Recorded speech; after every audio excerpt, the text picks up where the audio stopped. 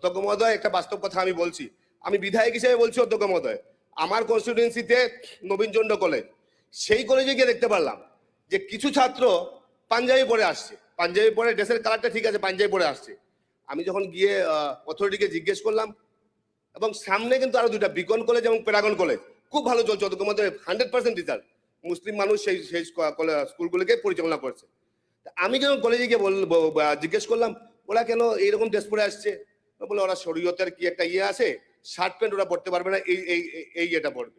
অধ্যক্ষ মহোদয় দেখুন, কলেজের ভিতরে, স্কুলের ভিতরে, সেখানে শরীয়ত আইন, সেখানে শরীয়তকে ফলো করছে ওরা। এই মানসিকতাকে ত্যাগ করতে হবে। আপনারা যদি সমান অধিকার চান, আপনারা যদি সমান, শরীয়তৰ বিষয়ে নাজানি নকব, পাঞ্জাবী পৰাটো শরীয়ত নহয়। আরে শার্ট প্যান্ট পড়ছে না, বিরোধ ওরা করো, শার্ট সেইটো প্যান্ট বেলেগ কথা। আমাকে যা বলছে, আমাকে যা শরীয়ত বলছে, নহয় এইটো। আমাকে যা বলছে, শরীয়তৰ আমাকে নাম যা লৈছে বলছে কি? আমি তা বলছি, আমাকে যা This is বলছে, not শরিয়া।